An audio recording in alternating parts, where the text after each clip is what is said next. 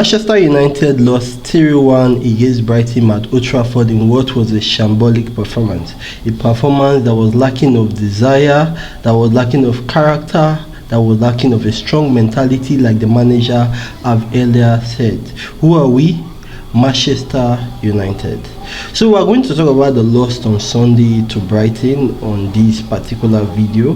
What I'm going to do is I'm going to break the video into 4 different sections. I'm going to talk about the manager's press conference after the match.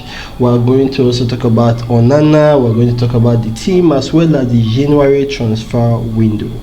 So, and also reactions towards after the match. I think there have been overreaction from a lot of pundits and as well as fans after the defeat to Brighton. It was a terrible match by every yardstick. It was lacking of desire, energy and commitment. The manager said it before the match, and the players did not really show us. They did not prove the manager wrong, because he said that is what has been our problem: desire, energy and commitment. And we saw it during the match that it was there for every eye to see that they were not committed to tackles. Again, the first half, we had a very good first half. I think it was a very good first half, especially when we went down 1-0. I think we performed particularly well, and we got back. We got Zexi won a penalty, then we went 1-1. Before that, let me speak about the first goal. I think the first goal was a Mazraoui's mistake. It was not just Mazraoui. If you watch the line clearly, you could see Delete did not have to step up, but he did. But that was by the way. You know, every mistakes are bound to happen, but it was the reaction after the mistake. They did do well, and we got the equalizer from a Bruno penalty. Now I'm going to, like I said, go to the press conference the manager gave after the match, and you know, I'm going to share with you what he said. He said after the match, when he was asked, he said, "We are maybe the worst team in the history of Manchester United, and I know you want headlines." The performances was really lacking of commitment. It wasn't a performance that was fitting for the Manchester United JC. If you watch the mistakes, I think the basics is where the problem lies. And the manager was obviously emotional. Maybe he shouldn't have said that, maybe he should. But for me, I think he said that to provoke a reaction from the players. And quite alright, I feel this is one of the worst squads we have ever had in Manchester United, because one-on-one duels, we always falter, we lose. It's almost like we don't want to go 100% for duels, and it is bad. The other team knows we are not going to fight as hard, so they fight us and run us to the ground, of which Brighton did. Also, the manager said if it's going to be like this for quite a while. He said, "This is clear with me, that is clear, because I'm not going to change the way I see the game. I'm very clear on that. The players are going to suffer. I'm sorry, the fans are going to suffer. I have one way of doing things. I know it's going to bring results, but we have to suffer this moment, and I think it's very clear for everybody what we are going to do." Also, everybody went ballistic when he said this. ESPN, I was watching yesterday, they said they shouldn't have said that. Why did he say that? Why is he going to stick with what he's doing? But in truth, he has said it before. This was, when you're doing something and you get hired because of that reason, it is stupid from my perspective, for you to change what you know just to please people for the short term. So I'm very with the manager. We're sticking with what he wants. He will stick with the style of play. You can't go back then go front. I know a lot of old managers might always say, "You just do it for the win to keep your job," but I do not feel his job is at risk. What is at risk is in 1 year time, if he's still the same, there's going to be a problem. So for now, I think sticking with this pattern and going, especially from now to the end of the season, and I don't see them sacking him or us going on relegation by the end of this season. So no matter how bad it ends, I feel this season ends, next season we build, and I feel the right thing for him to do right now, stick with your guns. Plus, we're in January, a lot of things can happen, and we're going to also talk about that, because a lot of fans are frustrated about the less of business in the current transfer window. Now I'm going to go to the second point of the whole conversation, which is Onana. Onana made a mistake for, I think, the third goal, the one Ruta scored. And we have seen Onana make several mistakes in the past few, I think last year and his first season and now the second season.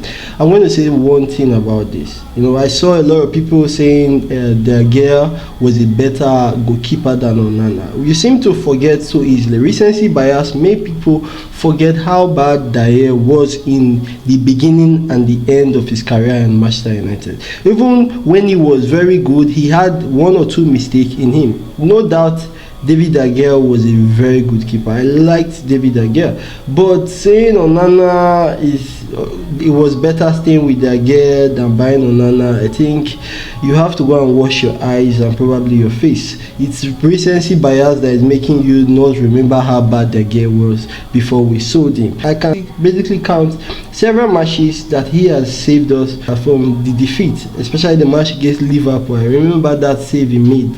So he made one mistake. People should stop just waffling about things. You don't have to always jump on things and say rubbish. He made one mistake.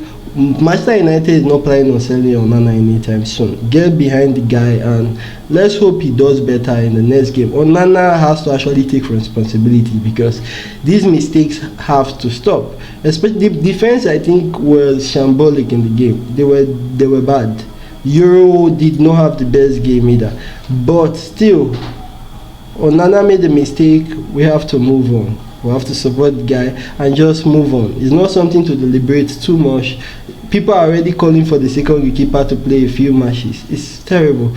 I know the manager is not going to change Onana, so why waffle about that? It's unnecessary. Let's talk about the entire team, which is the third part I wanted to talk about this game.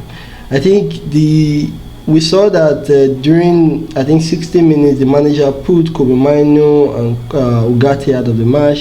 He brought Bruno back to the center midfield position and he brought in Toby Colley.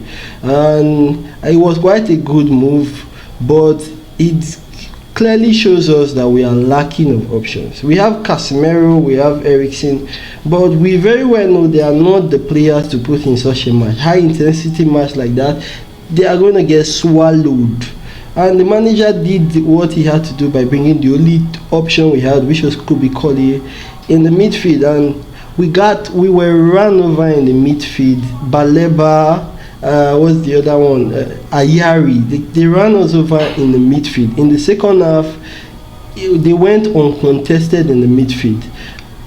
Ahmad did not have the best game. Bruno, neither did he have the best game. I think Zexi he did quite a few good moves. He had quite a good game. But the rest players, I think they all had a bad day. It was a game lacking of commitment. The duels was where they started losing the second. Quite rightly, we were not deserving to win that match and wish we did to lose the match. They are going to have to do better. A lot of these players have to do better. If they are going to keep their GCs come next season in Manchester United, a lot of them are going to have to top their game and start being responsible in this Manchester United GC, which quite alright they are not doing at the moment. They are not giving their all. And the manager also talked about the pressure in Old Trafford. You can clearly see them. It is hard. It's like a pressure box for these players, and it's hard for them. It is more, for me, it's more mental at this point. That's why I do believe and I trust what the manager is doing. I think they are going to be alright. Maybe not this season, maybe not these players. That brings me to the last part I wanted to talk about for the video, which is the January transfer window. Now, the January transfer window is up, and a lot of people are already complaining about Jim Ratcliffe and Glazers. I think it's rubbish.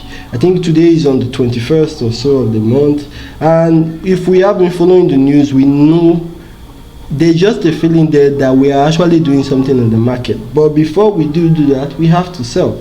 There are rumors of Garnacho going to Napoli or Chelsea. We have to sell. They have been talking about our financial struggles for a while now. A lot of people are complaining out there that why is Man City getting to spend? Why is Chelsea getting to spend?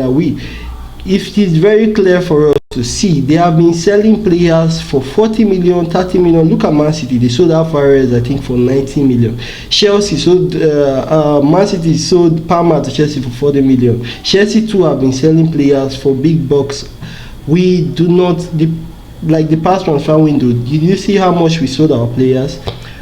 our players do not have market value. So it is evident to see why PSR is holding us back from spending and selling players to buy players. That is the only option we have now to spend as much as it will take for you to see a change in the team. Now, honestly, I feel this transfer window there is going to be 1, 2 or 3 players that are coming in, especially Garnacho moving. Anthony already left for loan to Real Betis.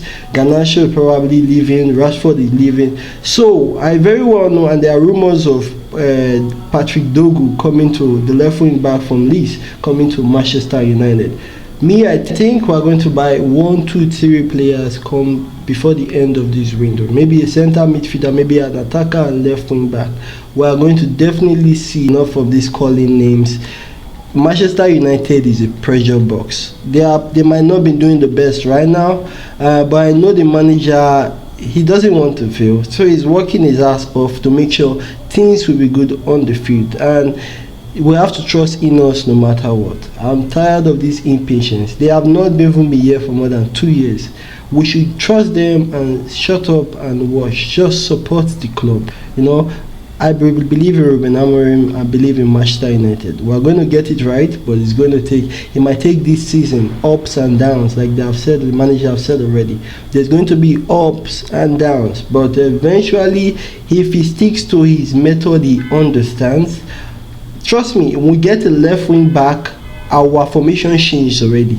We get somebody like Tyler Dibbling for the left hand, Ahmad plays the right wing back. Our team is already changing, trust me. It's going to take a few positions being changed with really good players we desire, then we start seeing results. Currently, I think we have 10 losses in the Premier League and 6 of it at Old Trafford. So we are going to have to do a lot better at Old Trafford. Thank you guys for watching as always. You let me know in the comment section which player you think Manchester United will be bringing in come this January. Thank you guys for always watching. I'll see you on the next video. Bye.